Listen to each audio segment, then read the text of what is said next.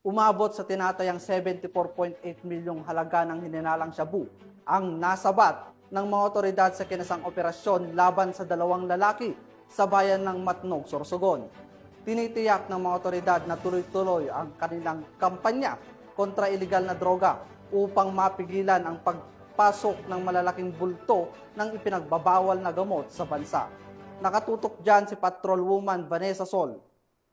At ng mga otoridad ang 11 kilo ng pinaghihinalaang iligal na droga at mga parapernalya na may katumbas na halagang aabot sa tinatayang mahigit 74 na milyong piso sa Matnog Port na sakop ng Barangay Caloocan, Matnog, Sorsogon. Arestado ang isang 19 anyos na lalaki na taga Pualas, Lanao del Sur at isa pang 34 anyos na lalaki na taga San Miguel, Manila. Ayon sa ulat, nagsimula ang operasyon ng ipagbigay alam ng PIDEA Matnog sa Coast Guard Substation Matnog ang tungkol sa isang sasakyang posible nagdadala ng mga pinaghihinalaang iligal na droga. Matapos matanggap ang impormasyon, agad namang tumugon ang mga tauhan ng Coast Guard Matnog kasama ang PIDEA, PNP Maritime Group at iba pang ahensya ng pamahalaan upang magsagawa ng beripikasyon. Sa isinagawang inspeksyon, positibong tinunto ng mga K9 dogs ang kontrabando na nakatago sa loob ng isang puting Toyota Hilux. Samantala, patuloy ang mas malalim na investigasyon na isinasagawa ngayon ng mga otoridad